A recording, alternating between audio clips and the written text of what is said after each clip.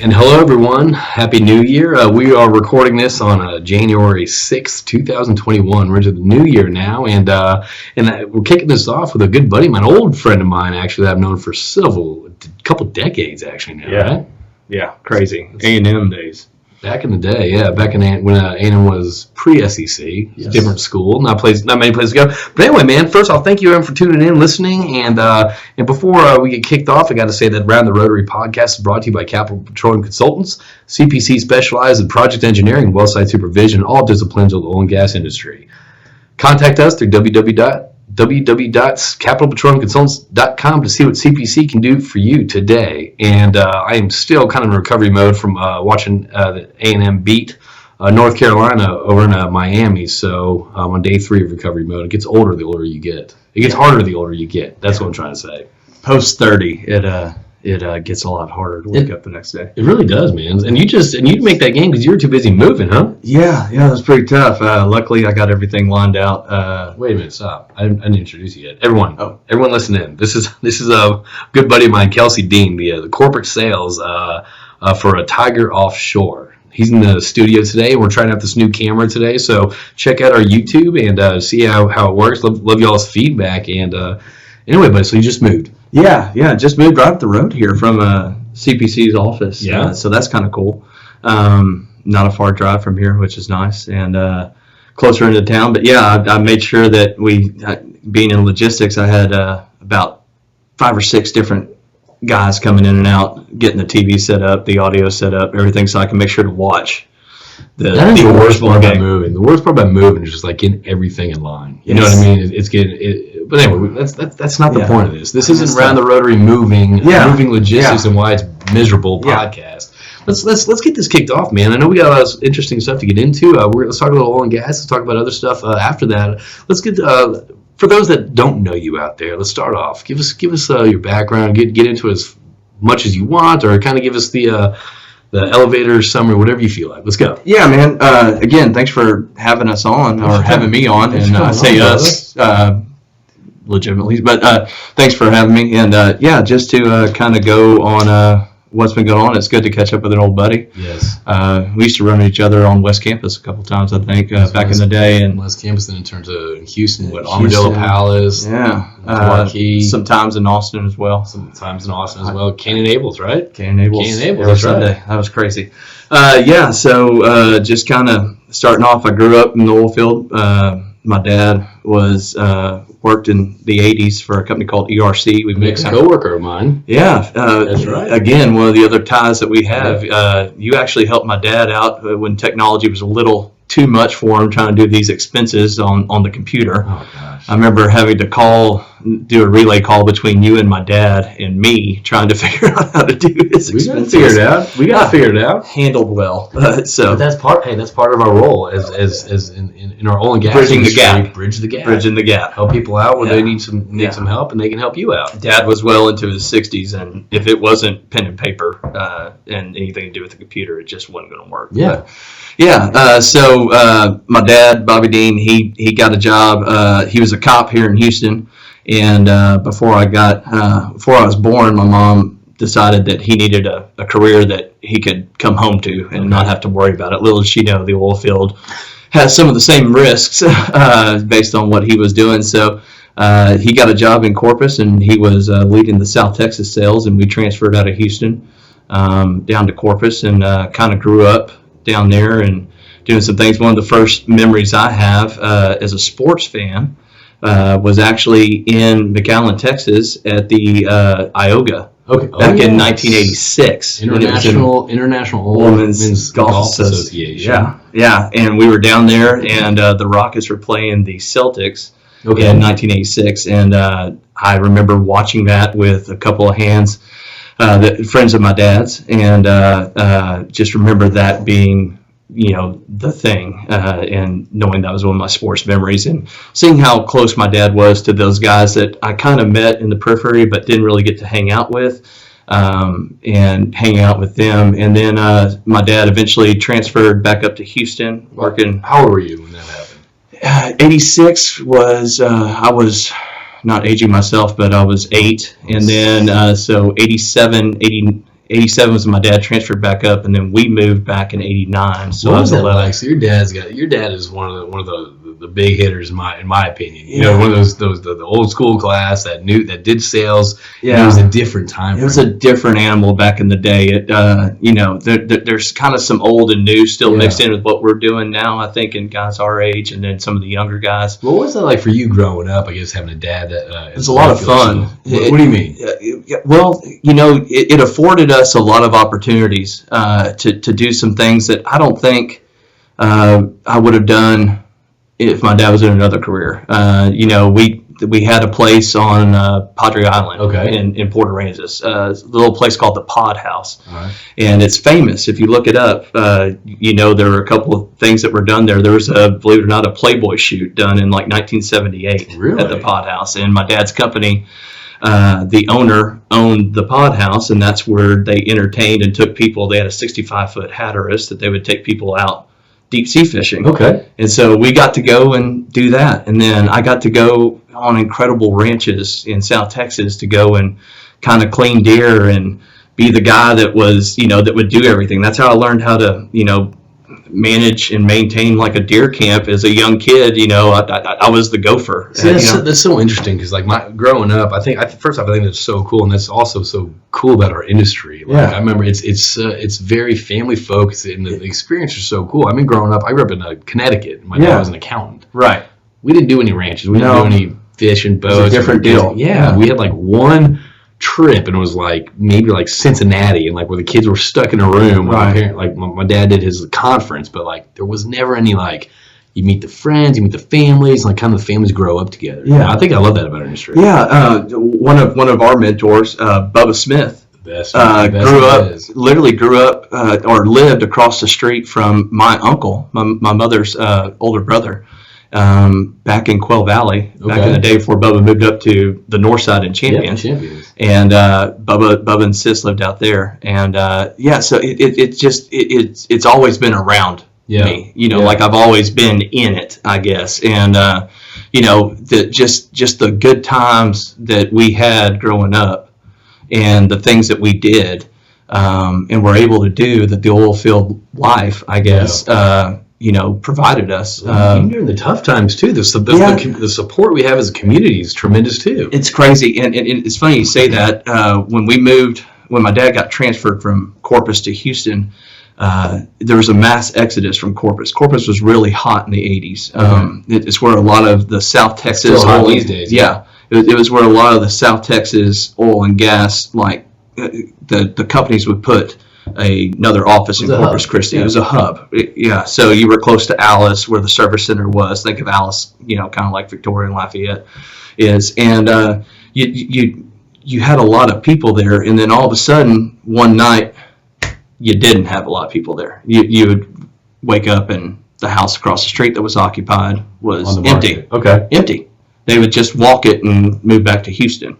We were kind of fortunate enough to where my dad, credit to my mother, we were there for 2 years, and my dad was working up here in Houston when he got transferred back to Houston, and he was working here, and we were kind of living down there while we had our house on the market and trying to sell it. And then, lo and behold, we eventually moved back up to Houston, and that's where things got really interesting and started popping off. And some of the stuff and some of the people that I've met and work with and continue to look up to, that's who I met. Where Houston did y'all move to? We lived in my mother's two brothers lived in Quail Valley out in Missouri City. Okay. And it was a great neighborhood, kind of a very family oriented neighborhood, and it was a soft landing place for us, for my mother to kind of come in, and for us as kids transferring in after having friends for 10 years in Corpus. We needed to make new friends, and having cousins there kind of made it a little easier on us. Easier segue. And so we moved there. A little further travel for my dad. My dad actually officed with a couple other legends, Tommy Fusel and Mike Stetson. Okay. And up there at the Safco office, that was my dad's. Where was that at? Safco was off of Westfield and Rankin Road area. Oh, okay, all right. Way up north. It was right next door to Westfield's, the bar Westfield. Yes. Okay. Yeah. Okay. And they used to have their Monday morning calls over there at Westfield. I mean, that's the old school way. Yeah. I've always heard stories like there's that one phone at the bar that all the sales guys would go to and take. That was Westfield's. Okay. So yeah, they would have a phone that would link to it, and I mean there was all kinds of good times up at Safco. Like we used to. Every year for Thanksgiving, we would pick up our turkeys there because Tommy and Mike Stetson and those guys, they would fry their birds for all their clients up there, and we'd go pick them up. And we always had a bird and go pick that up and take it up to my dad's mother's place and all that. So, it's just the oil field's always been around us. And then me getting back to kind of my growth in it, I went off to college like you did. Where'd you go to school? Texas A&M University. There you go. The school in Texas, clearly. The Harvard of the South. The Harvard of the South. Forget Rice. So went up there and was an ag major, kind of big in FFA. I raised animals and always wanted to go to A&M, and so ended up going there. And then when I got out, so did you want to do the oil field when you came, or were you more attracted to kind of the agricultural side of it? What I wanted to be before college was an ag extension officer, which was working for the county, be an ag extension agent, and kind of manage the 4-H and help the local farmers and all that. And but then as I grew into kind of less shy in high school and more outgoing in college, I realized that maybe doing what my dad did was kind of cool. Yeah. My dad always had great people around him. Always seemed to have good times and really enjoyed his job. Like my dad really did, even though it was tough in the 80s and the early 90s, and then we had that roller coaster in 95, 96, and then through 2000, and kind of rode the waves and the up and downs. He always seemed like he had good people around him, and he always had a good time doing what he was doing. Right. And if you enjoy what you do, you're not really working, right? I attribute that. I don't know your dad's, but I attribute that to the people in this industry. I kind of feel like it always comes back to the people. This industry is a dumpster fire right now. It's very volatile. It's tough right now, but the thing that always brings people back is the people. It always comes back to the people. Yeah. And I remember my dad lost his job. One of the companies that he worked for shut down, and I don't want to place the company because I can't remember. It was 20 some odd years ago, but one of his buddies, that oil field sales guy, my dad had a company car, and we didn't have a car anymore. My dad didn't have a car to get around. Right. Well, one of his buddies had a Jeep and loaned my dad the Jeep to get around to go make, interviews and to have a car to go back around, because he still had his company car, but he had a Jeep on the side. And, my dad drove a Jeep to go make appointments and go meet people until, and get a job. That's just the caliber of the people in our industry. And it's been very consistent like that. I don't know. I'm sure they're out there, but I don't know a bad person in the oil and gas business. I mean, I've had my ass chewed worse than most people. There's some you'd rather not be around, but as far as people that you just don't want to sit at the table end of the day, it's probably because I was the first one they saw. This guy's going to get it. But at 3:00 in the afternoon, they're calling me and like, hey, look, just kind of, and it just comes back to it. I don't know a bad person in the oil field. Right. They're always. It just seems like if somebody falls on hard times, they're always there for you. Yeah. And so, circling back around, I knew what that was in college, and I knew what my dad had, and I started kind of leaning toward that. I got real big into live music in college. I was going back and forth to Austin toward the end of my years, going to see shows. Loved it, going down on 6th Street, and I was like, man, I really want to go to Austin. I kind of want to get in the music scene if I can. Like, doing what though? I really wanted to just go and sign bands and be the intermediary, like an A&R person for record companies, and go and sign bands, see live music. Still love live music. It's one of my big passions that I love. I get a lot of grief for some of the weird stuff I play at oil field golf tournaments on my music player. But I play trust me, what it is. I get that. Yeah, is what it is. So I was like, I'm going to go to Austin, see what I can do. I took a job with Dell. And if you called up on a Wednesday when they put that sale up on TV, and there's a good chance you got me in the queue. I was sitting in a little cubicle and selling computers on the phone.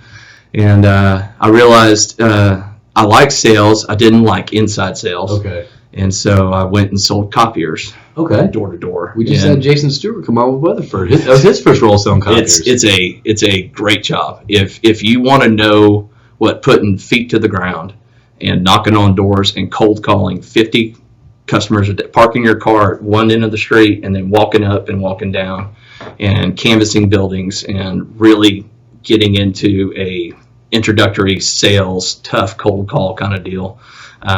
There's nothing better than going selling copiers. He was saying the same thing. I mean, it really set him up to kind of hear no and be okay with it. Like, okay, well, I'll see you next time. I probably heard no 95% of the time. Right. And if I made 100 calls a week, I heard no 95 of them. Yeah. And of those 5, they were probably re-ups on changing out a copier that they already had. Right. Anyway, it was a heck of a job to kind of figure things out and learn if sales was really, like, if I had it, like if I could stick to it and being told no, because, we get told no a lot. I mean, that's there's other companies that provide a different, service or pricing. Going from Dell and then getting this job and selling, copy, no one likes hearing no. It's not fun hearing no. Right. So that being said, I mean, when did you rather than get to say, demotivated, look, I'm not going to do this anymore. I'm not going to. When did the kind of the click when you're like, you know what, I don't care about, like, what happened in your mindset? Yeah, so with Dell, it's a lot like coming into being a car salesman. They're on the lot, Dell, they're calling you. They, it's just up to you to kind of close it. With doing outside sales or, copier sales, it's more, you're going out there and hustling. You're canvassing the area. You're looking at your client. You're trying to figure out if this guy's the right guy. Can you upsell him? Can you do all that? So you're really kind of planning it out. And I'll get to that later on how that fits, everything I do now. It's just kind of planning your work and working your plan. So you know that you have, I want to hit 30 people today and 30 people tomorrow. So it became a numbers game. I know I'm going to get told 95% no 95% of the time. But it's those 5 yeses that are going to make my month. They keep you going. And if I get those 5 yeses, and if I get, it's crazy what happens when one yes turns into another, and it's that snowball effect that we all talk. And then that just gets you up in the morning. You have any good stories from that? Man, yeah. There were a couple of them. So I had East Austin, which back in 2005, 2006 wasn't as cool as it is now. Now it's kind of the place to be. There's a lot of cool restaurants. It's hip, like a lot of hipsters. It's like Brooklyn is for New York. Like vegan tacos everywhere. Craft beer, Franklin barbecues over there, and all the cool stuff in Austin's kind of on the east side. Back then it was just it was a mess. Okay. And so there were a couple. I got bit by a dog. Walking into a gate, like literally bit. I was poor. I was out of college, and we had to wear like a tie and a jacket, and nice pants and everything like that. You couldn't wear boots and jeans or khakis and boots or anything like that. It was a full blown suit every day. Got bit by a dog walking through a construction concrete sales deal. So I had to do the whole thing. I didn't have really great insurance. I was still kind of milking off my parents' insurance. So you're 23, you don't need insurance. You're invincible. So had to go and get the rabies, do all that stuff, and contact. Anyway, they ended up buying a small fax machine copier combo. So at least I got that $1,200 sale, but I think I spent like $500 in medical bills. So I was like, awesome. I had my car broken into several times on the east side of Austin, and all they did was take copier pamphlets from like Sharp and Konica Minolta. So that just tells you how good of a copier seller they were. Good for them, I guess. Yeah. So, I mean, that really kind of taught me where to go, and then I parlayed that into one of my clients was a Case heavy machinery distributor. Okay. And I went in there to sell them a copier one day. I'd been there like 2 times, and finally the manager saw me, and he offered me a job on the spot. And I took it, selling heavy equipment. Okay. And I thought, well, that's cool. I can wear boots and jeans. I get to try out tractors and rent backhoes and excavators and all this cool stuff in Austin. And they gave me a sweetheart territory, which is down by San Marcos, and doing dripping springs and all that, where all this development was going on, all this cool stuff. And so I got to go and hang out and do that and be outside all day and be in my truck. And unfortunately, the manager and I kind of butted heads. He was kind of a little young to be in that role, I guess, and I was kind of hard-headed, and we butted heads a couple times, and I was pretty stupid about it. And when 2 hard-headed people get together and there's no giveaway, it's going to end in so he, it wasn't for a lack of trying on both ends, but that parlayed into my buddy had a landscape company, and I went to work for him managing his landscape company for another 2 years. Okay. And finally, believe it or not, a breakup brought me back to Houston. I was dating a gal, and we broke up, and I called my dad up, and I was like, man, I just need a change.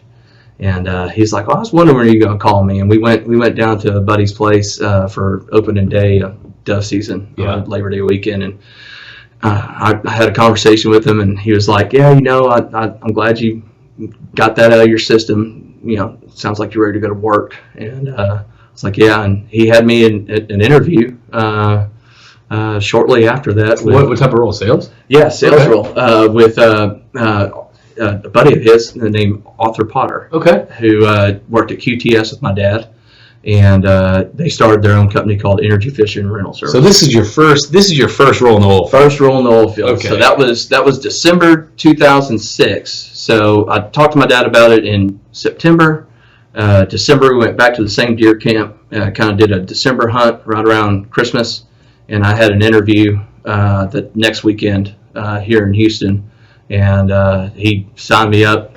More money than I ever thought I'd ever make in my life. Yeah. I'm 27 years old, and I'm like, this is it for me. So is this one of those things? I mean, so you grew up around the oil field. Your dad's in the oil field. You're seeing you see the relationships he has. You're seeing the connections that he makes. You're seeing all this stuff. So, you're doing your own thing, trying different industries. Yeah. And now you're in the oil field. Yeah. Now, did you already feel you were at home, or was it kind of shit, I'm out of my comfort zone? As Arthur Potter liked to say, who's one of my mentors, and just a great man. He's a legend in the fishing business, by the way. He has his own fishing tool that's named after him. Okay.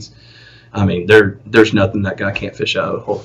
And he was like, you don't know you don't know an overpass from an overshot. And I was like, no, I don't. He's like, well, you're gonna spend 2 months in East Texas. And so I was like, all right. And so I started on January 2nd, my first day, and he gave me a truck, loaded 3 fishing tools in the back of the truck, and I took it up to Kilgore, Texas. Okay. And I spent every Monday through Friday working for 2 months up and around East Texas, Panola County, just running rigs and just being kind of like a gopher, and just kind of sitting jobs and kind of seeing how it works. Well, that's a great experience, though. It was awesome. It was the best thing that could have ever happened for me. I didn't get into an office. I was corporate sales. I didn't get into an office in Houston, Texas until March. Okay. Started in January. Yeah. Okay. Yeah. I was just kind of sitting there, and I worked in the shop. I smashed my fingers on racks and did all the things that had didn't have the experience that a lot of guys do. I get that. I'm not a guy that comes right off the rig or anything like that, but I had the experience I needed to kind of go and sell what I needed to sell, and then I had that safety cushion of a guy that is a legend in the business anyway. And he wants to teach you. He wants to mentor you. Wants to teach me, right. And we would go on. Potter and I went on runs in South Texas together that were just incredible. We would start out in Houston, go to Victoria, head to Alice at our shop, go run tools down to Laredo, then come back to Alice, jump on a plane, and go fish on a job in Utopia, Texas, way out in West Texas, and then come back the next day. Like, if you went on a run with Potter, you brought a week's worth of clothes. If he told you it was a Monday through Wednesday deal, believe it's going to be Monday to Monday Okay. kind of deal, because he just took any job that, back in the day when we were starting out, he just took any job we can go. But honestly, I think having a mentor like that, I mean, incredible. When I got in the oil field, Carrick Payton was my mentor. That was like that. It was one of those things like that's when you were at Noble. Yeah, when I was at Noble, you get off at 6, and Yeah. he's like, you leave at like 7 or 8 or 9, just once the job was done. I mean, it was a lot of time, a lot of this, a lot of attention to detail, but at the same time, I mean, you learned a lot too. Yeah, you learned the work ethic. You learned, what the product looks like when you're delivering it to whoever. Yeah. Yeah, and it allows you to not get yourself in trouble when you're talking to that engineer on the other side of the table. The one thing I learned early on is it's okay to say I don't know. Still, yeah. I still say I know it all. I say I don't know all the time. Yeah. Let me get back to you. It's probably the one thing that I say probably once or twice a week. I don't know the answer to that. I think it's better than bullshitting them. Yeah, it's better than putting your foot in your mouth and overpromising and underdelivering. Exactly. So you did that. Yeah, did that. Was with the energy fishing and rental for about a year and a half. Yeah. And then I was young, and we kind of made a name for ourselves. I came up with a bunch of guys, Jeff Kessler, Jay Surek, Scott Willis, Zeke Peak, Brad Sears. Scott Willis. Yeah. All those guys, they kind of started a little bit ahead of me. Too? Yeah, Brad Sears. Okay. All right. Those guys kind of started a little ahead of me in the oil field, and when I came in, they were starting a deal called Snap. Okay, I was about to get to this because we talked about this before the podcast. Yeah. Kelsey and I caught up a little bit before this, and I think this is kind of important. So tell me about Snap and kind of the background on that. So this was kind of a cool deal that these guys did. It was no credit to me. It was like I said, Kessler, Jay Surek, and those guys, and a guy named Nelson Powers. They all got together, and they're like, look, if we all bring a customer to a happy hour together, we can broaden our network. Yep.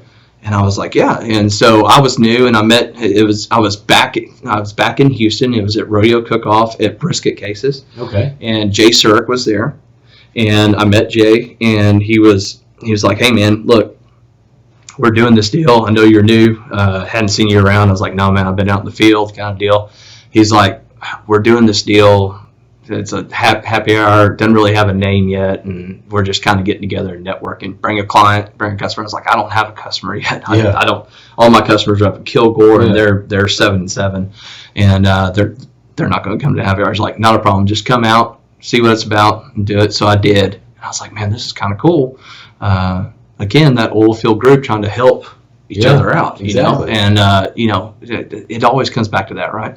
So I was like, yeah, man, this is great. And then that thing grew. I think the first one I went to, we had probably 2 clients and 7 sales guys. Yeah, sounds pretty standard. Yeah, and then actually, it's more like one client, 20 salespeople these days. Yeah. So the original 7, there were 6, and then me. And then Ashley Godan, and then was part of it as well in the beginning, and she was there as well. And then so we ended up like growing it as we got more confident and became better friends, or not better friends, but just better acquaintances with our people in the offices, and it just grew and grew and grew. But I think that's important right now, because right now we're facing in this, and again, yes, this was done back previous 2007 in your earlier career. And that being said, but however, I think right now it's applicable, because right now we're kind of facing a time where there's these industry events there's some non-existent attended, but some aren't, and it's difficult right now. People are trying to think, okay, well, I got to wait for the next AED happy hour. I got to wait for this. It's like, this is kind of the thing where, like, kind of what you and your friends did, create your own events, create your own community. You know what I mean? Where you actually start getting around people again. Right. So I think that Snap, what you had back in 06, 07, that could easily be picked up again in 15 other different names if people want to. Absolutely. Yeah. And we tried. So what happened was, the thing is it got credit to the guys, and I'll kind of ride their coattails a little bit. It grew fairly big. Where we started having $5,000 tabs. Yeah. Only split up by 7 sales guys, and that became kind of an issue for us to turn in, these young sales guys, even though it was a lot, but it was also a lot of other sales guys coming in there that heard about it. You know how these things go. And word of mouth. And look, that's great. That's not a problem. We try not to have, back in the day, we try not to have competition in there. We try to sort it out. Like, hey, you can come. We already have a pipe guy. We already have a pipe guy. We have a fish tool guy. We have a mud guy. We pick and choose our spots. But come on in. Kind of put your card down. Kind of help us out a little bit. You're using our word of mouth to kind of do that, and it just got really big to the point to where. It kind of got out of hand, and so we kind of had to slow that down and tighten up a little bit. And then we tried to restart it a couple of times before, and what happens is that was 13 years ago, and people have kids and wives, and they live in Katy, they live in don't live in Houston, and don't live in apartments, and can't stay out. But that's the thing. I mean, this isn't just for people in our generation or anything like that. But I think this idea of starting something, that's not the thing. It doesn't have to grow to be this big, massive monster. No, I mean, if you keep it a controlled size, it could be so beneficial. Right. Because that's again a new, innovative. Idea to interact with customers again. Yeah, it's kind of it's that go out and do it yourself. Don't let an organization. No. Not that there's anything wrong with those organizations, and they're excellent. But if they're once a quarter, that doesn't get you in front of people. As much as you need to see them, or give opportunities to those guys to come out and not only that, it's not specified too. So it's like you're a customer, and all that stuff. It's like, hey JP, I'll see you at the AD next happy hour. Versus, hey man, it's this little group that we're doing. It's kind of a private happy hour. Like it's kind of like going to a bar with no sign. Like about it, kind of deal. Like, and that's the thing. So it's one of those things. Like, I'm not saying do exactly that, but people out there right now need to be thinking of different ways to interact with not just their customers, but meet new customers. I love what y'all do here, when you have your dinners here and kind of get together with people and have that. I think getting out is so important, and being face-to-face with people is so important, because so much gets lost over a Zoom or a Microsoft Teams call. Like there's not that there's not that side chat, there's not that conversation that you can have. I'm not seeing lunches. I'm not seeing obviously no breakfast runs. I'm not seeing things like that as valuable as they once were. No. Now it's kind of being doing creative stuff. Thinking outside the box. Yeah. So, we have been having dinners here. We've been hosting things here, and it's been very well received, just because it's just different. Well, it's small and intimate, right? And, exactly. and it feels like it's makes it special that way, right? Like you have 4 people here. Yeah. You do what you need to do for the safety of the people that are here, but it feels more intimate. It feels more. Intimate's the best word. And it's a great time. It's a great time, and people are more relaxed, and they're not being hammered and talked to. They can actually just. Kind of not in front of the news. They can talk to take a break. They can talk to the oil field friends and family in a room and not focus on the negative stuff, and actually just sit there and talk. Well, and just think about the guys that have to work from home, that have kids that are being homeschooled, their wives that are working from home. Sometimes you just need a break. And believe it or not, the office, people miss the office. They I miss the office. I miss going inside and seeing people and talking to people, because the other deal is either going to my office and sitting, in the conference room by myself, being distanced from, no interaction, or being at home. And I'd rather be in the office talking to people and sitting in a chair across from a desk and visiting with folks. And that's how we get charged up, just talking to people. So anyway, let's get back to this. Let's bring you to where you're digress. Start the Snap Up deal, and then I go take a job with Rapid Energy Services in Mud. And I was young, and Mud was paying big money back then. And did you know anything about it? Knew absolutely nothing about Mud. Hell, I still don't know that much about mud. I have a drawing that one of our mutual friends and a buddy of mine and a buddy of yours, a mentor of yours, Bubba Smith, drew on my first day, my Monday morning conference call, first day at Rapid Energy Services, which isn't around in the mud sector anymore. They have a ton of other patents on some other things. But when I was there, I was working for Mark Lemon and Bubba Smith. Okay. And Bubba, legends. I mean, just in the oil field and in their own mind, for sure. Absolutely. I mean, just great people. How your mama and them, Bubba. And your mama and them. How your mama and them. But yeah, so Bubba drew me a diagram and with pictures and all about how mud works and its purpose on a well. And that was your training. That was my training. Okay. And like, go sell it. If you get in trouble, bring an ops guy with you. And so I did. I would just go. I focused on small companies, small E&P companies. ECA was one of my clients. There's Oasis that was around. There's a couple of small ones that aren't there anymore. And I would just go and sell land mud jobs and just have a land basis account. Okay. And that's what I focused on. And I never, ever sold a job. I sold an introduction, and I was like, "Hey, I'm not going to talk to you about mud weights and the viscosity of mud. I'm not your guy, but I know somebody who is.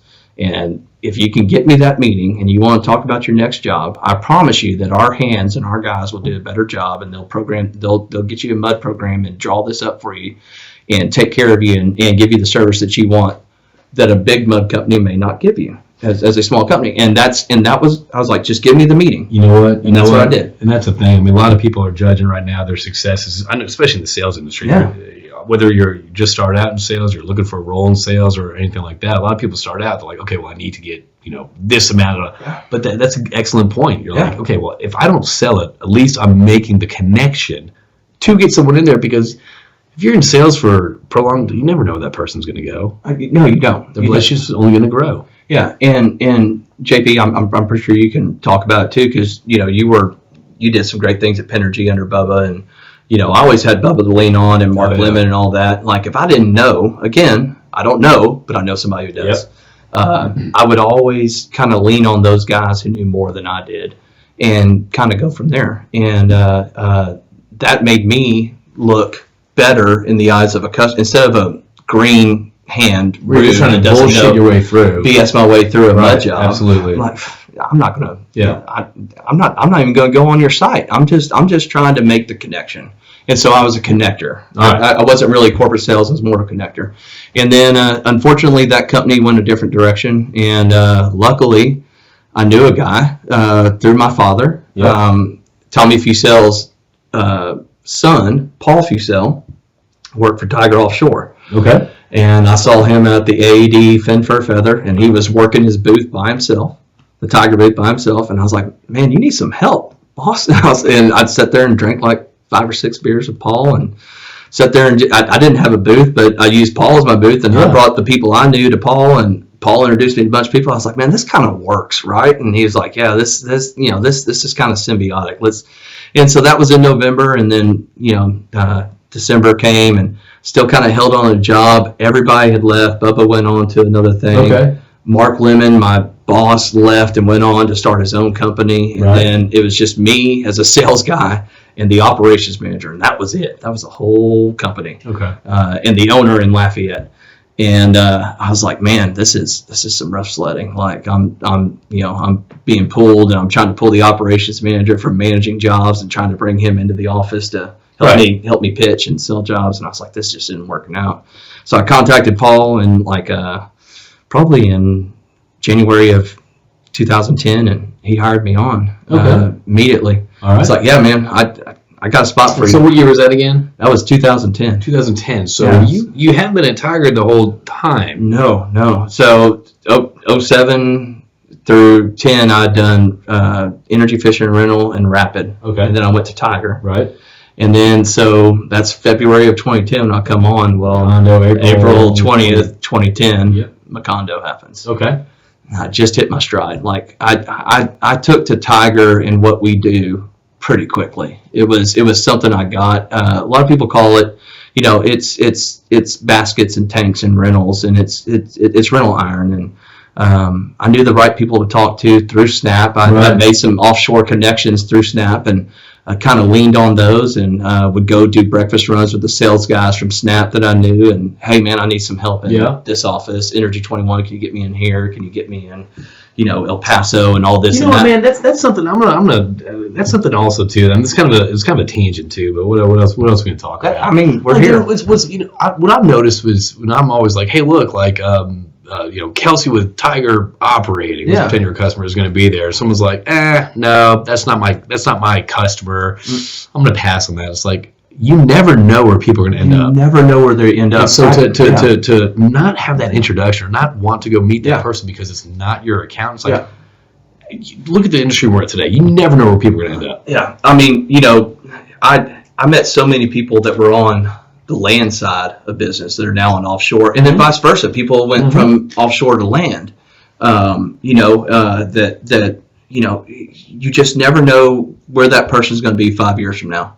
And I actually think that's the wrong type of way to sell in the oil and gas industry. If you're just doing that, if you're just calling that person just to get that initial sale and that's it. Yeah. No. I mean, you have to build you have to build trust, and trust builds relationships, right? Yes. And so, that introductory, that intro by a buddy of yours, you better be on your game, and you better be right, because they're doing you a solid.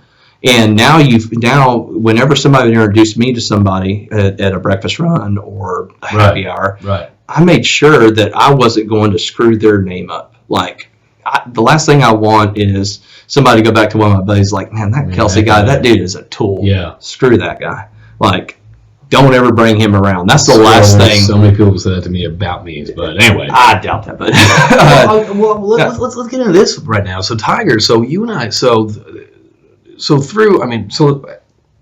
kind of want to talk about Tiger right now for a little bit, because I've been blown away. I mean, we're kind of getting on 40 minutes. I think it was like May or June of 2020. Yeah. Everything's in lockdown. All these, you're looking on LinkedIn, all these companies are just, scrambling to find something. Yeah. It was tough out there. It still is tough out there. Yeah. But what I noticed from y'all, you started posting stuff from Tiger, and it was like I saw a lot of innovation. I saw a lot of pivoting. Yeah. I mean, can you speak to that a little bit? Because I can. And thanks for asking. Tiger. You're welcome. Yeah, well, I appreciate it. I love talking about Tiger. I am a champion of Tiger. I'm very fortunate to be there. So you're an Aggie and you work for a company called Tiger. I'm an Aggie and I work for two Tigers. Yeah, gotcha. Right. Okay. That's how it works. It's a little weird, but credit to ownership, credit to management. We saw a way that we could keep our friends in the oil and gas industry working. Okay. We wanted to try to help some of that fear and manage it in a way, whether that be disinfecting rigs, disinfecting boats, quarantining, buildings, things like that. Do you feel like Tiger was do you feel like Tiger was kind of like a first mover when it came to kind of pivoting? Because one of the first movers. Yeah, there are a lot of companies in the oil and gas businesses that pivot when necessary. We do a lot of work in kind of disaster relief. We do a lot of hurricane work. Is this new? No. We've been. As a matter of fact, the owner of our company, he started out kind of in that industry, like kind of helping move and help in a direction on the Gulf Coast. Okay. Started Tiger Industrial, pressure washers, power rental, things like that. And then it kind of grew into what it is now, which is Tiger Rentals, and we have Tiger Industrial, Tiger Offshore, Tiger Safety, and kind of grown that business. Well, with PMI, which is now a sister company of Tiger, we have the boat cleaning and tank cleaning services that we do, and in the rig cleaning. Well, we started thinking, it's like, man, if we could figure out ways to keep our customers working through a pandemic and kind of give them a way to do this safely and keep these rigs going and keep these projects going and not cut their CapEx back, it doesn't only just help Tiger, it helps our whole industry, right? And so does it keep the lights on at Tiger? Does it keep people employed? Yes, but it also keeps that guy that mud guy on the job. It keeps the pipe salesman. It keeps and so if that project's going, it helps our industry. And so that's what we got into it with. We're like, hey, look, we can move. We're private. We can move quickly and when did that decision kind of come about? The first conversation that I had about it, I was in Mexico. Okay. And I would love to talk about Mexico if you get a chance. But I was in Mexico with my general manager, and we were on the phone, and we were talking about how the virus seemed to keep moving. And when was this? This was late February. Okay. And we saw it. And we're like, man, we just kind of need to get ready for this, and let's look where we can offer services in this space. Okay, so what can we do? And then the powers that be got together and was like, all right, this is kind of what we can do. We do man camps. We did man camps during the BP spill. We did man camps for hurricane relief. We're like, okay, so we can do mobile hospitals. We can do testing sites. We can do through safety. We can do decontamination services. We can do, office cleaning. All these things that are going to be needed. Okay. And you thought about this in February? Yeah. Before even the lockdowns, before it was an oh shit moment. Yep. Yeah. So that was February. That was Thursday, February 27th, I think. Okay. I have it written down in my book because we were on the conference call in Mexico while trying to figure this all out. And we're like, we kind of need to get ready for this and kind of see this coming. And then we just kind of started adapting as the pandemic adapted and moved. The needs changed and moved. So we didn't need to do mobile testing because the county was doing that. Okay. We did set up a couple of sites through the county to kind of do some mobile testing, some drive-through testing, which is kind of like just kind of logistics in moving, like being a gopher and grabbing people. Right. And we can go get that for you. We could source that for you. Let us be a source through the government, and we have a SAM number and all that we were looking for opportunities to do. So it was very kind of a proactive, like, hey, look, let's ride this wave versus let's have it crash. It was kind of recuperate. It was proactive through experience. Okay. Proactive through experience of working in spills. Yeah. Proactive in experience in working through storm relief, hurricane relief, disaster relief. I was even out in 2017 for the fires in Napa that were riddling California. We were trying to do some base camp work, and I flew out there and talked to the guys at Cal Fire, and so we kind of are good in that space, just because we can move so easily. We don't. I have a direct line to the owner of the company. Everybody does. Like if we have an idea or a way to kind of help and do this, we can talk to him, get on a call and talk to him, and which is great that you have that. It's open door communication. Yeah, it's fantastic, and being that we're private and able to go and do that, it'll allow us to move in this pandemic space. Man, y'all did such a. Just stuff that I've seen. I remember I just reached out to you. I come in. I was like, man, what Tiger's doing right now. It was very responsive. It was very reactive. Yeah. You kind of look like you were one of the first to the game. I'm not saying you were, whoever's listening, we did it first, but it looked like y'all were one of the first people in the game to actually transition to that. And I didn't know it was because that experience with hurricanes and all that stuff. Yeah, the deal with it was we, kind of like I said, we saw a need to keep people working first and foremost. And believe it or not, a lot of our work now comes outside of the oil and gas business. That's go on. Yeah. We do a lot of, we do testing. We started our own company. You can look at it at tigertesting.com. Yeah. We do large corporate testing throughout. We've done, I couldn't even tell you how many tests we've done. But we have teams, through our safety, through Tiger Safety, we have medics and safety techs that can go out and manage testing jobs, and this all keeps frontline workers, going and helping out, and we kind of look at it as. Did y'all offer this many services before February? Because I'm looking at this right now. This is very, it's very comprehensive. Yeah, I'm pretty impressed by this. We didn't. So everything from tigertesting.com. All started post February. Well, that's very impressive. Do y'all see hand sanitizer for sale? Is that the tequila smelling one? Actually, that's not the tequila smelling one because I've had that before. That's so bad. I don't know. It brings you back to the tap. I don't know to put that on ice or to put my hands on it. No. Ranch water. Yeah. No. So all those services have been added, and it's we are a logistics company at heart. Yeah. And so sourcing and getting things and project management is kind of in our realm. Right. That's where we operate really well in. Like if we're working with a company and they want to handle every piece of it, we can do that and work with it, but we really do well if we're working with a company that just kind of lets us come in and focus on the needs they have and let us manage that. That's y'all's wheelhouse. That's right in our wheelhouse. Cool.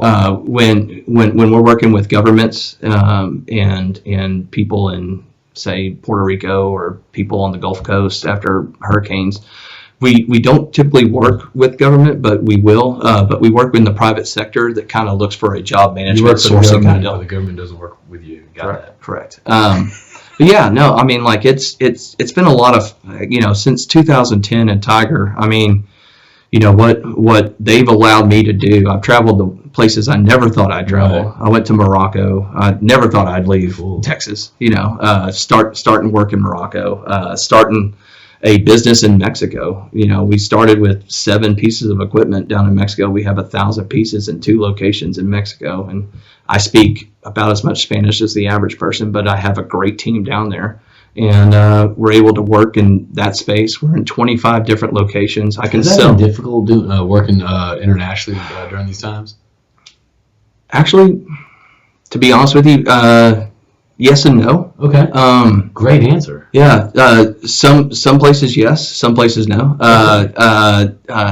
What's great is we are seeing activity pick up internationally. Okay. In places that have been kind of dormant.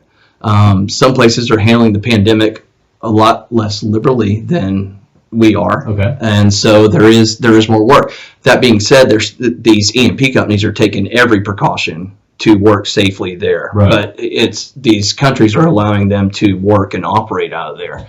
And we're seeing a lot of that pick up, and we're kind of excited about. So I guess this is kind of one of those things that potentially might be a focus of Tiger, kind of moving forward, right? I mean, it's the need's going to be there for the near future. Yeah. So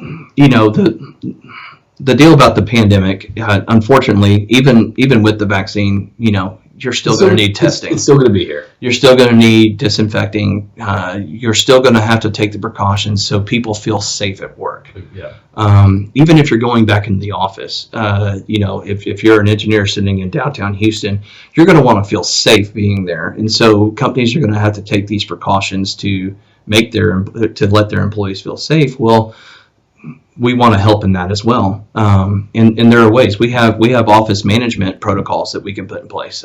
It's there on the website. We can get into employee management. It's funny. I mean, you hear Tiger rentals. You know what I mean? You think, it's just rental. It's baskets. It's baskets. Yeah, dude. People think dumb iron all the time, right? Like it's just baskets sit there and it costs you money. But, honestly, that's what I literally thought before I started seeing all the LinkedIn posts that y'all were making. Yeah. I mean, between Tiger Industrial, so the one thing I love about Tiger is we're on land, we're offshore, we're upstream, we're downstream, and we're midstream. So we're the whole process. Yeah. We have a lot of our equipment on the industrial side is inside the fence. So we're in these refineries. Well, these refineries have to stay open 24/7. Yeah. Try doing that during a pandemic. How are you going to work on that? Right? And so we had to find an answer to make that work. And we had to find an answer for our customers at these refineries that feel safe coming in. How are we going to do this? What are we going to do to make their lives and their jobs feel safe? It just seems, I'm not sure if it's the leadership or what, but it just seems the ability that y'all were actually having these conversations before shit hit the fan. Mm-hmm. And not only that, like it's one of those things you're able to actually kind of evolve and kind of create during these times. It's impressive. I mean, it is a real credit to the ownership and the management involved, and they have been every bit as proactive as you could ask for a company that's going to, and look, they don't want, I'd be lying if I said that this didn't help us keep people employed. It does. It does. Focusing on our core business is one thing, but we have to have something subsidized. Yeah. Have to have some subsidized income come in. I completely agree. This has helped us keep people employed as well. And it's a valuable service, and it's a service that's helping people. Absolutely. So it's extremely rewarding. It's easy to get up in the morning and feel good about what we're doing, because not only are we doing our core services and offering what we do day to day, but we're also in the fight that you see on the news every day. Yeah. When you see that ticker going up, 12 million people, 20 million people infected, these positive cases, this and that. We're out there in the thick of it doing it. We have people flying in and out of Houston and going to random places throughout the country doing, working testing. Very different industries also. Yes, very different industries. The industries that people need day to day to live. I won't get into specifics of it because but yeah, there's things that we do that and people we work for that that people need that you don't even think about, and to keep those supply chains open and running, and for us to be a little part of that to help them stay open and going. I mean, it's awesome. So we're happy about it. So let's get into the second part. So you went to Napa, right? Yeah. You went to Napa, and before you came here, you brought 2 excellent bottles of wine. Yeah. Because, on the podcast, either people bring nothing, which is fine. This is not a prereq of the podcast, but right. You just... I've seen the pictures and I figured I better bring something. So you know what? I'm a wine guy. I'm a wine guy. And so you brought 2 bottles of wine, and so you were kind of walking me through. You opened it up, and you're having me try it. Yeah. And these are very good bottles of wine. So I'm going to give a little structure first, and I'm going to take it over. So... Sure. You brought the wine and you start speaking to it. This is like, I know it's kind of like the Michael Scott. It smells like a wine. Like that's kind of like my level. But that being said, you open it, you're talking about all this stuff, and I said, you know what? Let's just kind of get on there, and you can kind of walk us through kind of a quick pour when people are at whether you're a salesperson or whether you're a customer or anything like that, how to properly experience wine. Okay, so I am not a connoisseur, but I enjoy it. I enjoy it. So and if you just give me a couple of seconds, but the thing I like about it is I learned about it through a guy named Judd Hansen, who, if people listen to this podcast, know Judd from his Mariner days and other companies. And one of my first lunches I ever had when I was in the oil field was at Carrabba's, and Judd liked to drink wine on Friday, and he literally introduced me to it, and I realized then that a wine lunch or a wine dinner brought out more conversation than beers at a bar or shots or just looking to get you kind of conversate over it. It brings conversation to the table.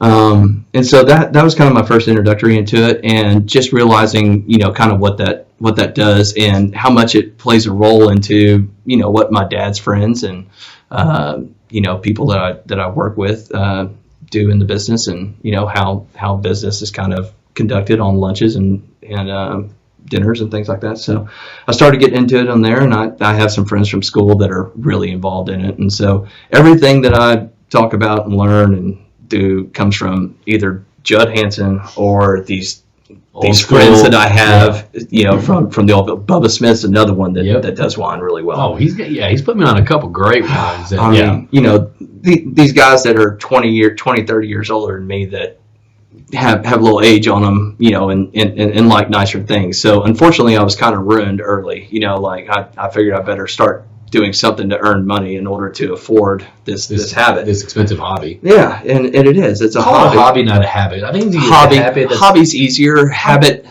kind of sounds bad, but habit sounds like you have an issue. Yeah. Habit sounds like I need to go to Betty Ford. Hobby sounds like he likes to sail. So he's got his shit together. Yeah, he's got shit together, and he likes to drink the occasional. Rum. Okay, so let's phrase this up. We're at a restaurant. Yeah. Okay. Bottle of wine comes. How do you order your wine? What do you look for? First thing, so to get into it, first thing I do is I get the wine list, kind of figure out what I want to drink, what we're having, depending on where we're at, and usually I stick to something that's red for dinner. Usually something that's champagne or bubbles for kind of beforehand appetizers, and then pick out a red to decant, and then I hammer that down, and then I always kind of look at something that's got a little age in a restaurant. What's an age? By age, I mean like I know what age means, but like if it's 2020, I don't want to drink any. If available at a restaurant, I want to try to pick something that's old and price sensible. So you kind of have an idea when you're going into a restaurant. You see the wine list, and you're like, I've seen that wine offered at a store, and for $20, and they're brother, you're selling it for 80. Like, there's a little bit of problem. But always try to look for something with a little age on there, because the longer it's in the bottle, the better. The better it is, clearly. And a little age, is that fine for like 3 years, or is that 10? What? So like these that we have right now are 2010, 2013s. Those have some age on them, but we've decanted these a little bit too. So every hour adds a year is kind of like a rule of thumb. So if you open up an 18, if you really want to drink it, open up that 18, decant it for like 4 hours, and at least get it down a little bit. Like let the oxygen kind of do its job. I felt like waking up from Miami. Right. Every hour I was awake out of years of my life. Exactly. So yeah, when you're at a restaurant, and then typically I just let the server or the somm do their job. And I always, if I'm at somewhere, at like Papa's Brothers or a good steakhouse, I kind of let the somm do his job. He's going to know way more than I am. And, I kind of always let him know price range I'm looking at, kind of what I like. I'm a New World Napa guy. I'm not really a French Old World guy. Go USA, I guess. But it's basically because it's what I know, and I've been out there several times. And so we're at the restaurant. Yeah. The wines are picked out by you by the sommelier. Yeah. Here today we got our glasses. Yeah. Okay. So now kind of walk us through on a couple things to so I don't look like such an idiot when I'm out. So I kind of look like I know what I'm doing. I mean, to be honest with you handled it pretty well when we got here. So it's acting. Yeah. I mean, you've seen it all on TV, and you've seen the douchebags that are like just super they put their hand to their ear and they really just kind of sniff it and put their nose on there. They raise them other. Yeah, it's not really necessary. Just kind of give it a little swirl, kind of see what's kind of happening. Let's do it. Let's walk through it. Yeah. Okay, so this is the 2013. That's constant. the constant. Okay. So, I got the Palmas in my hand. Okay. So the wine has been poured. Yeah, I typically just kind of when the somm pours for you, he pours a kind of a tasting amount, and you just kind of turn that in there and kind of let that go in your glass. And so what are you looking for? Color. What's in your mind right now? Right now I'm looking at color. I'm looking at shape in the glass. So the shape in the glass, the oval, determines age. When you lay it on its side, then I'm looking at the tannic structure when it comes down. When you lean it over and let it circle around the glass, you see those legs coming down there. The slower, the longer the legs, the better the wine. It's going to wash over your palate. So you have just like my wife. Yeah, exactly. You have a front palate, middle palate, and back palate of your tongue. So when you're watching basics of wine, and then you just kind of let it sit there. And what I like to do is just kind of smell it a little bit and kind of get that floral bouquet and whatever you're kind of smelling. And people's senses are different. That's the thing. Like you can smell whatever you want to. Like you mentioned flowers on one. I said floral bouquet. Yeah. So that's the thing. I kind of feel like it's very intimidating because like you have to guess. Like you see the sommelier, it's like, it's got hints of leather and tennis balls and berries. It's like First of all, the somms have a different they went to level school for this. Yeah, they have a different nose than we'll ever do. So just pick out the basic smells that you like. Like, some of them are peach, some of them are cherry, some of them are tobacco. Like if you like tobacco, you're going to smell tobacco in some of this. And that's part of that structure of the wine, the tightness of that wine. You're going to smell different things. Like one of the ones that some people smell in Napa a lot of is like moist dirt. Okay. You ever get like a peat moss kind of smell? Yeah. Wet hay, dirt kind of deal. All these things you're going to pick up on because that's what's in the ground. Sometimes you're going to pick up like on chalky rock kind of deal. Because a lot of the, so just imagine if you can, like if you rub dirt on your hand and smell that, and then Gladiator. Yeah, smell that, and kind of think about that. Yeah, you kind of. Okay, the wines at the table. The wines at the table. We got a couple customers here. We're looking at the wine. Just kind of look at the lake. So you're obviously the guy that orders it's going to be the taster. So that's the guy that the somm's going to pour for. Okay. And then you let that guy, if he knows what he's talking about, or at least has an idea of what he's looking for and what's going to go with it, you let him kind of taste, and then. Well, I'm pretending that we're those guys. Okay, so this is if I'm your guy, this is sales. Yeah. So this like if I'm your guy, okay. So if I'm your guy and I'm the taster and I'm looking for certain aspects of the wine and things that I looked at because I picked this bottle out and talked to the somm about it, and I'm smelling it and I'm like, yeah, that smells good. It doesn't smell corked. It doesn't smell, rotten, vinegary or anything like that. Okay. And taste it. Tastes good. Take a sip. Let that sit. And the one thing Judd always told me is, don't let that first sip be your only sip. Don't judge it on that first sip. That first sip gets your palate washed. Okay. So now you have a wine palate. So if you went from scotch or vodka or like a cocktail beforehand, wash it down, and then swirl it around again, and then take your second sip. And that's when you know if you like it or not. Mm-hmm. And then that's the one. And then I typically kind of hold it and let it fold over my tongue a little bit. Okay. And that's really it. And if you like it, just drink it. That's it. I mean, it's pretty good stuff. No. It's it's pretty easy to know what's good and what's bad. And the one thing I'll give anybody is that some of the best wines I've had are $60 a bottle. Yeah. It's not always the $500. Did they do one? Did they do like a blind taste? They did like several of these tests where they'll have like a $7 to $9 bottle, like a 15 to 30, and then like a 60 and plus. Yeah. So where Napa got on the map, there's a great movie about it if you're really into it. And I don't know if anybody listening is going to be into it, but there's a movie called Bottle Shock. And it's with Christopher Pine, and he plays a Barrett, and those guys are the owners of Chateau Montelena, which is a Napa deal. So it's all based around the tasting of Paris in 1976. Okay. And what they did, they had this guy from Paris come out, and he was tasting American wines, and he went around Napa. This is before they had tasting rooms in Napa. They were just before Napa was a wine. Before Napa was a Napa. Yeah. So what happened was all these people, he started doing this, and he collected a bunch of wines, and he was paying people because that's what they did in France. And they're like, you don't need to pay me, but he would do it anyway. So like, okay, whatever. And he picked out, I can't remember how many, but he picked out several wines, but two of them stood out. One was Stag's Leap, apostrophe S. Okay. There's two Stag's Leaps. There's Stags, Stags, and then apostrophe, and then it's either before the S or after the S. The Stag's Leap before the S is one of them. And then the other one was Chateau Montelena, which was a Chardonnay. Okay. And then they blind tasted them with several of the tasters in like the studs of French wine. Blind taste test, Chateau Montelena Chardonnay won, and then the Stag's Leap Cab won against all these big hitters in France, and that put Napa on the map. That was probably a bad year for France. Well, think about it. It happened in 1976. It was celebrating the 200 years, 1776, 1976. Okay. It was the tasting in Paris, and it's a great movie to watch. It kind of glosses over a lot of things, but it kind of gives you a history of Napa and what put Napa on the map. And they were just thought of as a bunch of farmers and didn't know what they're doing, which I love that they're farmers. Yeah, because we were talking about that before. I mean, you pursued, I guess, your ag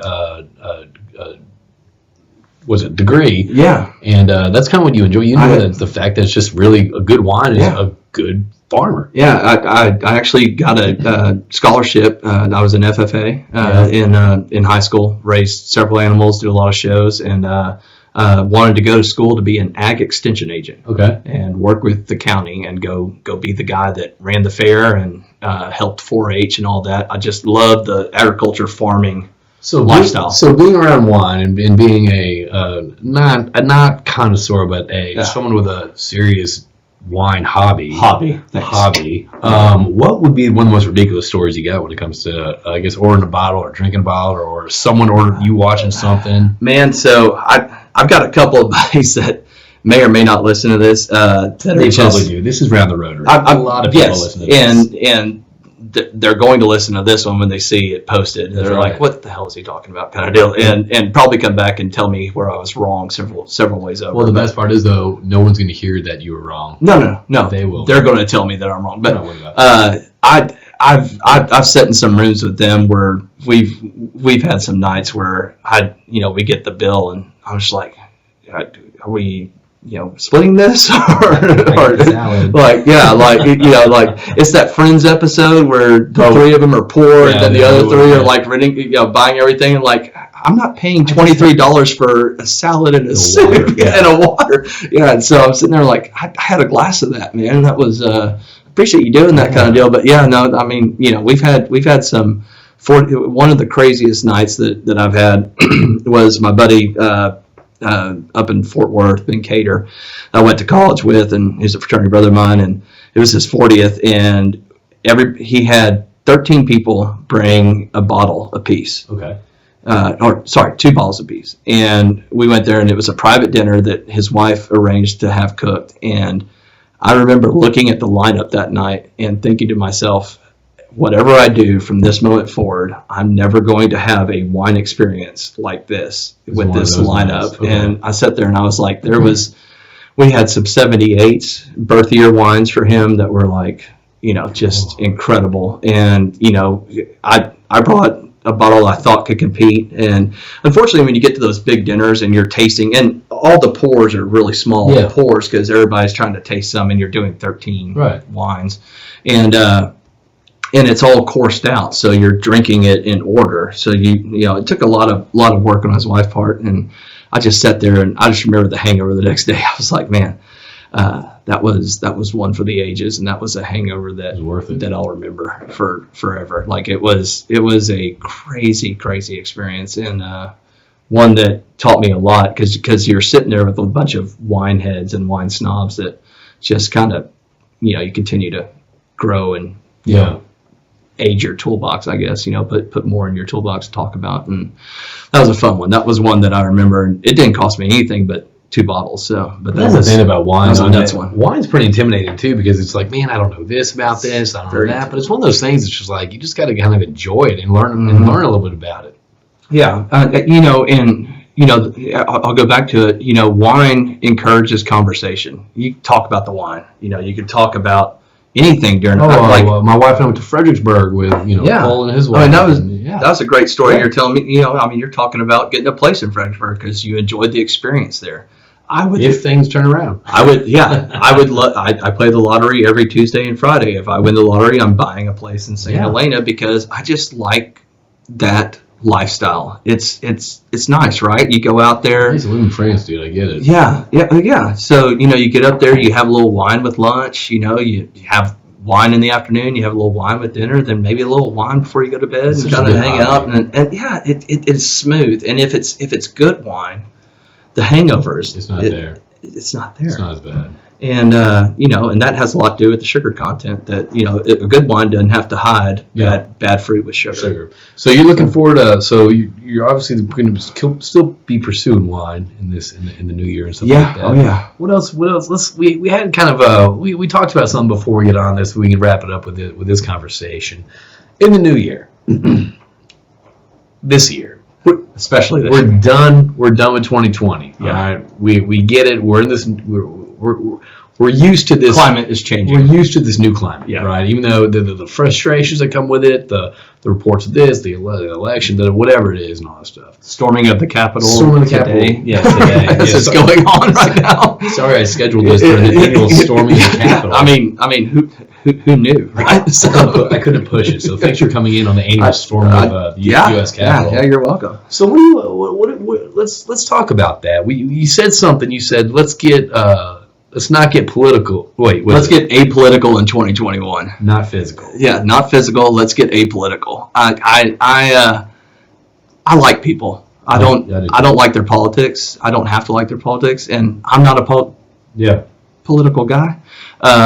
It's not going to run my life, and it's not going to run my business. There's nothing I can do about it.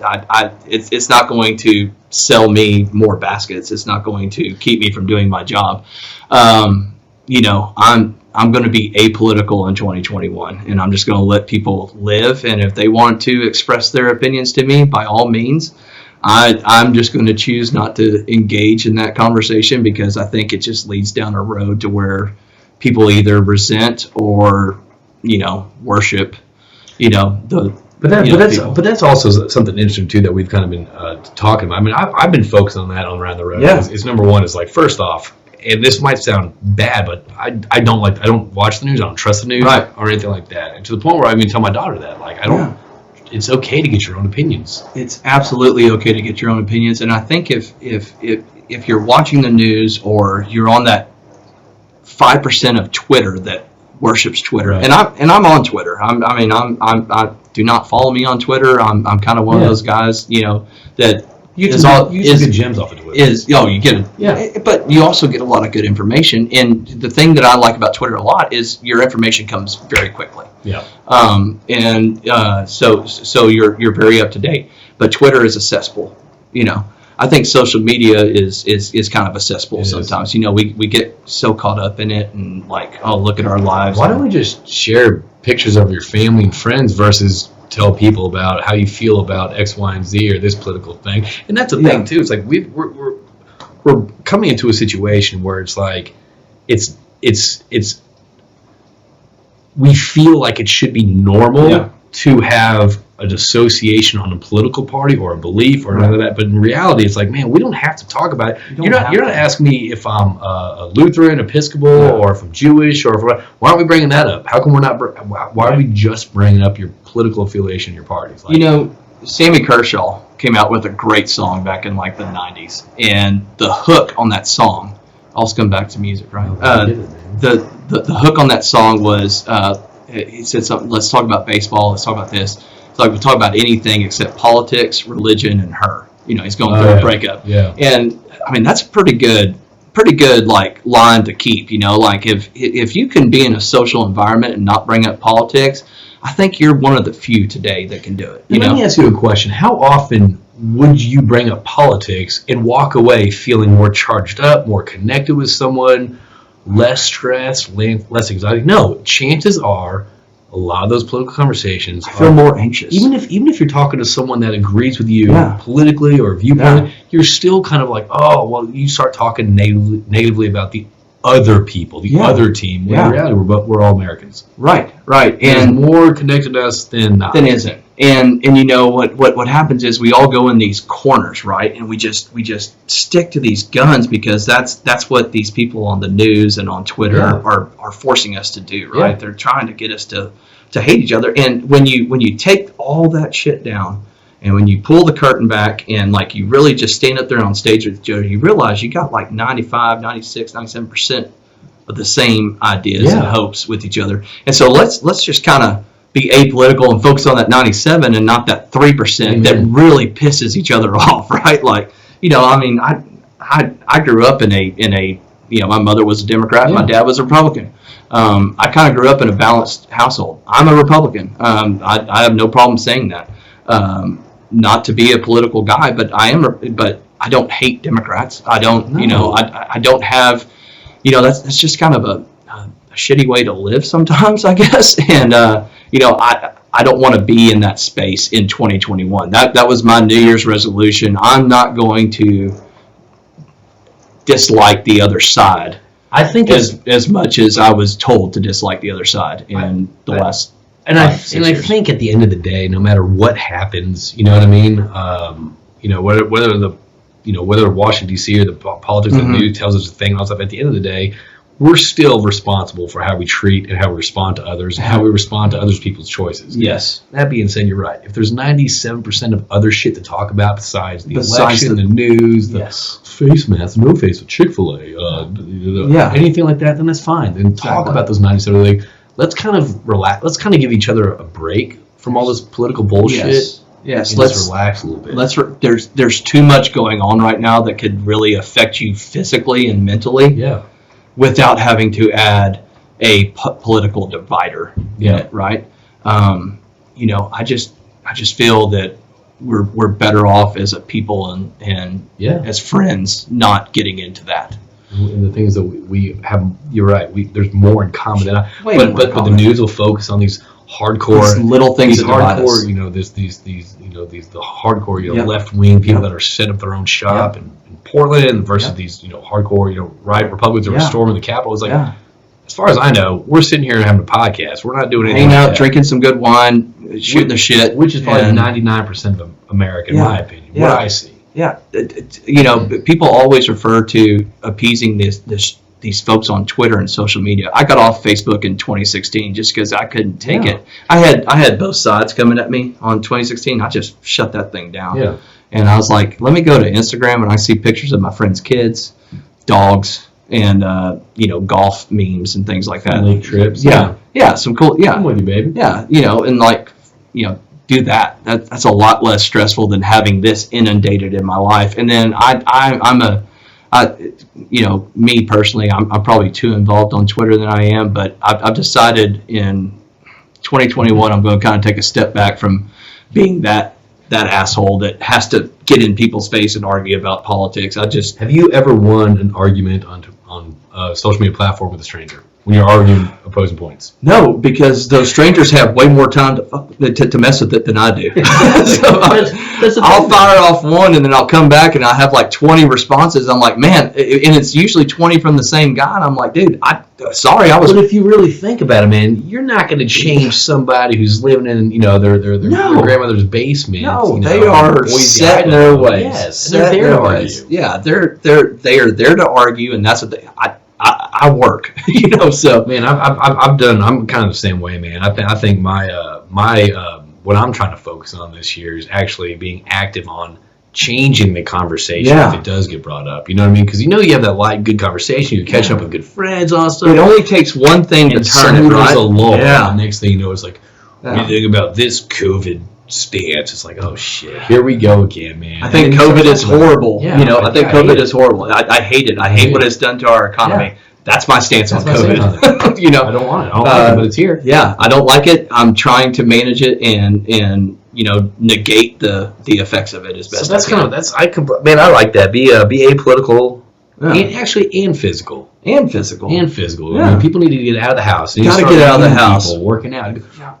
Walk 30 minutes a day. Just tag up with people. Tag up with friends and do something. But, instead of fighting with somebody on social media, go put the phone down and go take a walk with the dog. Or just standing in front, or just turning on social media. So I told my daughter. She's like, Daddy, I got to fight my friend at school. They voted for this. I'm like, Evelyn, you didn't vote. Yeah. You know what I mean? And I was like, and I'll tell you one thing. I voted for that person in your school vote. She's like, oh, you what? I'm like, yeah, honey. I was like, and the thing is, I said, let me explain something, Evelyn. It's like having a disagreement on a color. Your favorite color might be green, mine might be blue. We don't have to not be friends anymore. Let's just talk about other stuff. Exactly. And that touches on one thing that I'd leave it at this. I've had some friends whose kids were affected by things they heard about the election and what it's going to do to their parents' jobs. Leave kids out of this. Let's just kind of, kids have enough to worry about right now. They shouldn't have to deal with the stuff that mom and dad face and all that. Like they're having to wear masks to school. Let's not politicize kids and let's just kind of be cool. Not only that, I know some people whose kids are getting up at 3 a.m. Young kids wash their hands because they're having anxiety. Yeah, so anxiety. I would advise people to start kind of unplugging from the news, and honestly, don't have the news on in the background when your kids are there. Turn it off. My sister is very good, and you actually know my sister, Michelle. She's really good at breaking down what the kids need to know and what they don't need to know, and being honest with them. Be honest with them because they're going to hear it. Yeah. But let them know the truth as to what they heard. I've told everyone that we don't watch the news because the news invokes fear. Yes. I can tell you to wash your hands to not be sick and not spread germs, or I can tell you to wash your hands, otherwise you're going to kill everyone in our family and you're going to die. The whole house is going to burn down. Your kitty cats are going to die. Right. Terrify them. I'm like, Evelyn, which one would you rather hear? Yeah, which one would you rather hear? I like the first one, Daddy. I'm like, kind of like your approach. Yeah. I'm like, Evelyn, the news makes it the second one. Right. So I'm like, that's why we don't do it. But anyway, enough of the soapbox. Kelsey, do you have anything else you want to bring up while we're here? Man, just thanks again for letting me kind of come out and kind of tell a little bit about me and talk about it. And I enjoyed the conversation, man. The conversation's better than the wine, so I appreciate that. I don't know. It's a nice 2013 and 2010 right there. You chased the tannins, but it's good catching up. I appreciate it. And everyone, this is Kelsey Dean, the corporate sales with a Tiger Offshore.